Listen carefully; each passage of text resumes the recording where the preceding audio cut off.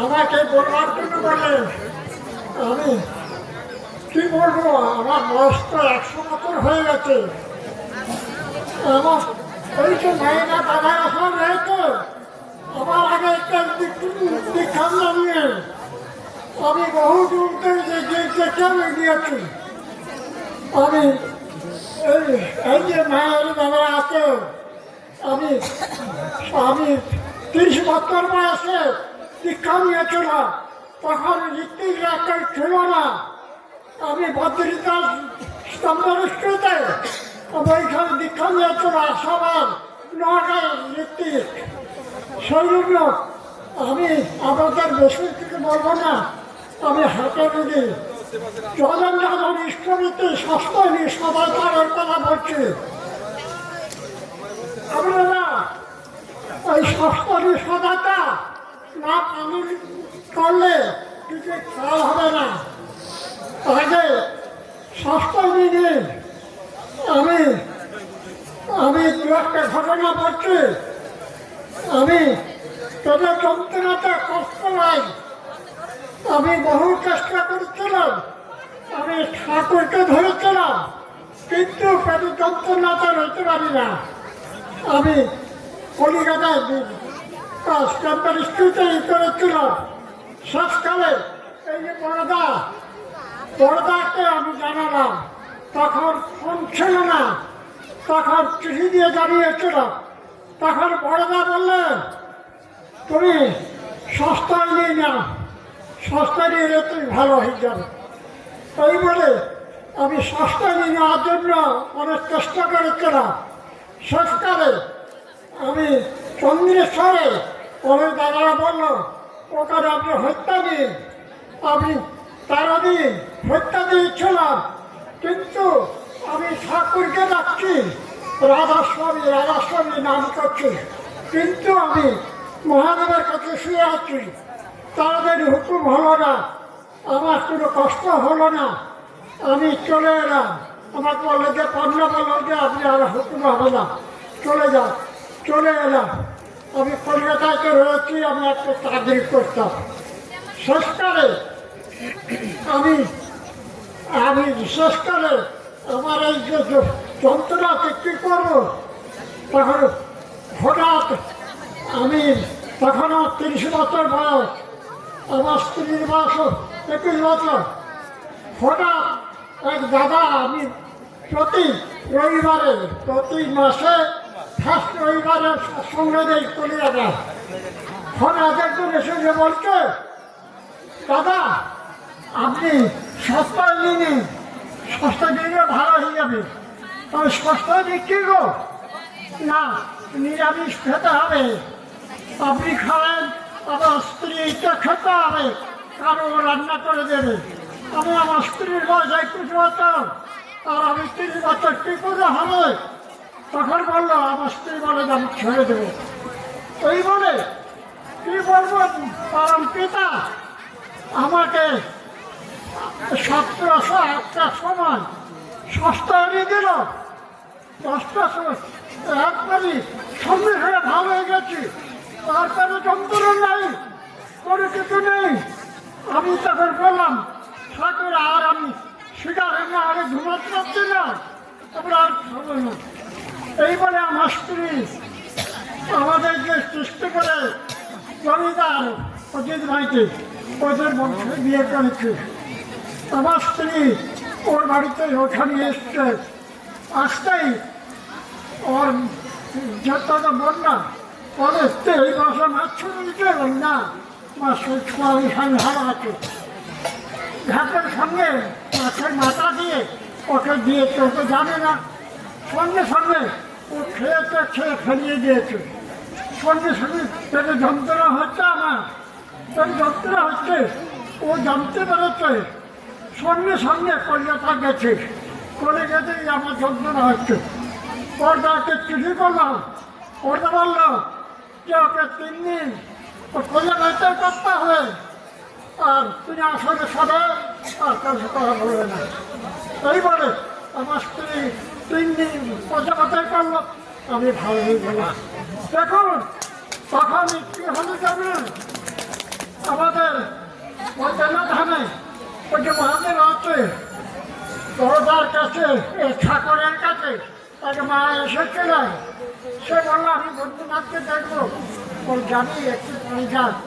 এই বলে বৈদ্যনাথকে দেখতে গেল, যখন প্রণাম করছে বৈদ্যনাথকে দেখতে জন্য বড়দাকে দেখছে, আবার প্রণাম করতে দেখছে, ফিরে এলো, ফিরে এসে বললো ঠাকুর এই তো বড়দা হলো, ওই জন্য কমিউনিস্টের আমার খুব হলো না, ওই বড়দা একটু হলো, ওই যে মহাদেব আমি সুস্থ হয়ে গেলাম, গিয়ে সেই দিতে গেছে হাতিয়ে যাচ্ছি।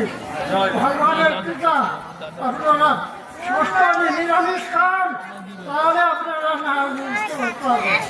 আমি এরকম তো ওই যে ঠাকুরের কথা অপরে গামছা কাপড় কিনে তোমার গায়ের চাদর তাড়াতাড়ি নেশা ছিল, তাই সুস্থ হচ্ছে।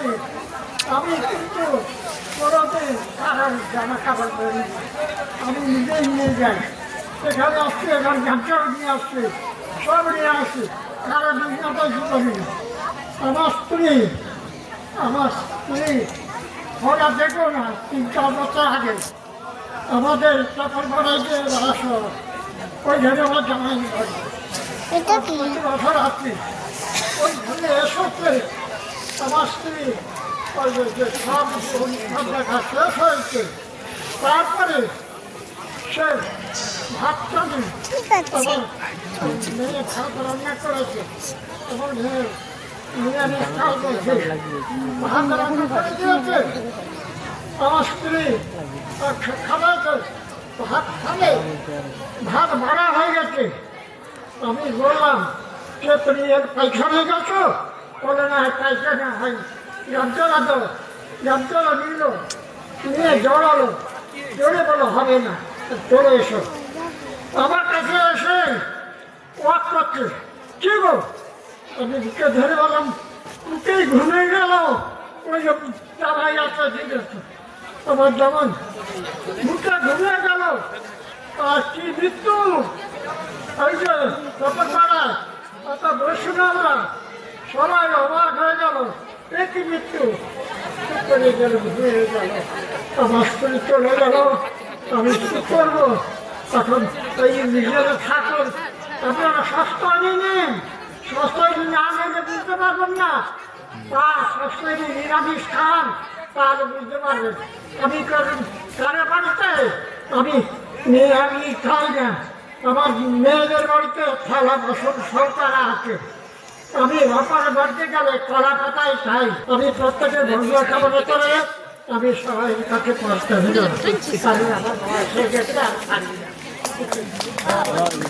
প্রতি মাসে প্রথম রবিবার সৎসঙ্গ দেই, বাড়িতে সৎসঙ্গ দিচ্ছি, হঠাৎ একজন লোক এলো, তখন আমার 30 বছর বয়স, আমার স্ত্রীর 21 বছর, গিয়ে আমাকে বলছে ডাক্তারবাবু আপনি এলো, আপনি আমাকে এই আপনি এলো সস্তায় নিয়ে নিন, সস্তায় নিয়ে এলে ভালো হবে। আমি সস্তায় নিয়ে কী গো, সস্তায় নিয়ে যেতে হবে, মাছ মাংস সিগারেট না হলে ঘুমাতে পারি না, 4 মিনিট সিগারেট খেয়ে ঘুমাতাম, 4 মিনিট। তারপরে শুনে যান কি ব্যাপার, বড়দার কথা বলছি। তারপরে আমার বলে সস্তায় নিয়ে নিলে আপনি ভালো হবে। আমি সস্তায় নিই কি না নিরামিষ, আপনার স্ত্রীকে খেতে হবে, কারণ ও তো নিরামিষ রান্না করে দেবে। তখন আমার স্ত্রী বলল, আমি আমার 21 বছর বয়স, তাকে কি করে বলবো? আমার স্ত্রী বলে যে আমি ছেড়ে দেবো। এই বলে অনন্ত জানা আপনারা যদি গেছেন আগে পত্রিকা বিক্রি করতো, অনন্ত জানা সেই বিষয়ে আমাকে স্বাস্থ্য নিয়ে দেওয়ার ব্যবস্থা করলো। উনি 7টার সময় স্বাস্থ্য নিয়ে দিল, 1টার সময় ভালো হয়েছি, যেই ভালো লেগেছে আর আমি সিগারেট কিছু খাবো না, আর কিছু খাইনি থাকি। আমার স্ত্রী ওই যে জমিদার অজিত রায়তি, ওরই বংশ বিয়ে করছে, আমি বিয়ে করেছি।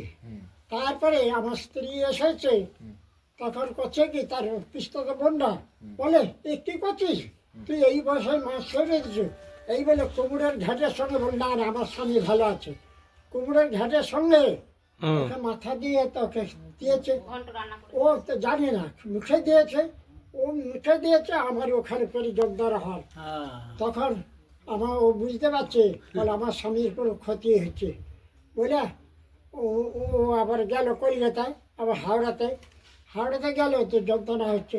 বড়দাকে চিঠি করলাম, বড়দা বললে ওকে 3 দিন করতে হবে, প্রজাপতায় করতে হবে, 3 দিন কারো সব কথা বলবে না, 3 আসন সবে তৈরি কর। 3 দিন করলো, আমি সেরে গেলাম। সেরে গিয়ে সেই 30 বছর থেকে এত বছর পর্যন্ত আমার স্ত্রী এই ছিল। বড়দার কথা বললাম, বড়দা উনি হচ্ছে শিব, বড়দা হচ্ছে শিব। কারণ বাংলাদেশ থেকে এক বৃদ্ধ মা এসেছিল, এসে ঠাকুরকে বলছে, ঠাকুর আমি বৈদ্যনাথকে দেখতে যাবো। বলে বৈদ্যনাথকে দেখতে যাবে, একটু অপেক্ষা কর, একটু পরে যাবে। ও যখন বৈদ্যনাথকে নমস্কার করে তখন বড়দাকে দেখতে পাচ্ছে, আবার যখন নমস্কার করে বড়দাকে দেখছে। ঠাকুরকে এসে ঠাকুরকে বলছে, ঠাকুর বলছে কী রে দেখলি ওই তো বড়দা পড়ে। ওই জন্য মহাদেব আমার হলো না, বড়দা হচ্ছে মহাদেব।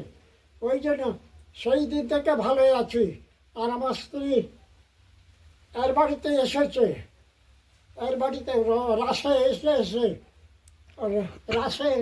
এসে গেল।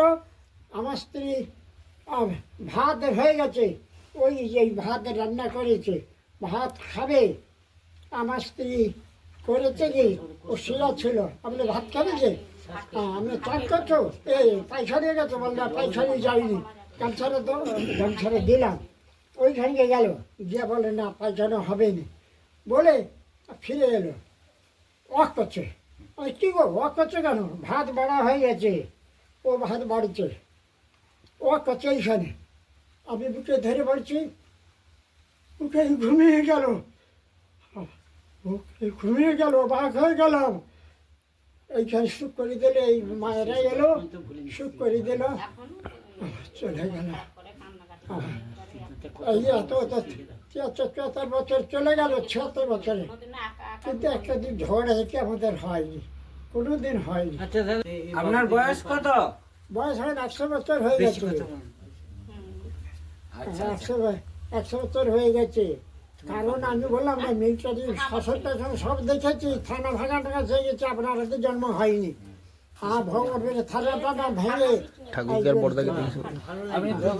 আপনি পূজ্যবাদ বড়দার সঙ্গে কথা বলেছেন? তোমার নাম কি? বড়দার সঙ্গে আমার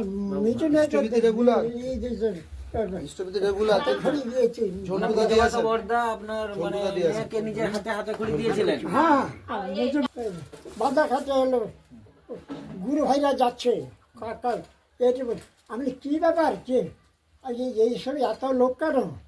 লোকে বললাম ঠাকুর অনুকূল চন্দ্রের যে দেখে রেখেছে তার শিষ্যর। আমি বাবা মা বললে উত্তরি পড়ে, তো সেই তারপরে তার শ্রাদ্ধতে গিয়েছিলাম। মানে শিশি ঠাকুরের যখন মারা দেওয়ার পর শ্রাদ্ধ হয়েছিল, আপনি গিয়েছিলেন?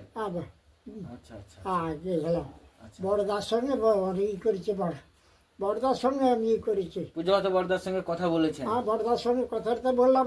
ওই মেয়েকে, ওই যে সেলবাবাদের যে মেয়ে আছে, তার হাতে খড়ি দিয়েছে। পূজ্যবাদ বড়দা নিজে হাতে খড়ি দিলেন? আমি তো ভগবান, যতই হোক প্রাণ ইষ্টভীতে আনে সব ইষ্টভীতে আমি ছাড়ি না। ভোর থেকে আমি রাত্রে, এই যে মেয়ের বাড়ি আসি, আমি রাত্রি 4টার সময় থেকে 3টার সময় থেকে উঠে পড়ি। উঠে আমি ঠাকুরকে ডাকছি, আমার ঠাকুর ছাড়া পদ নেই এখানে। নাম জেঠু? আমার জগন্নাথ জানা। জগন্নাথ জানা, বয়স 100 বছর।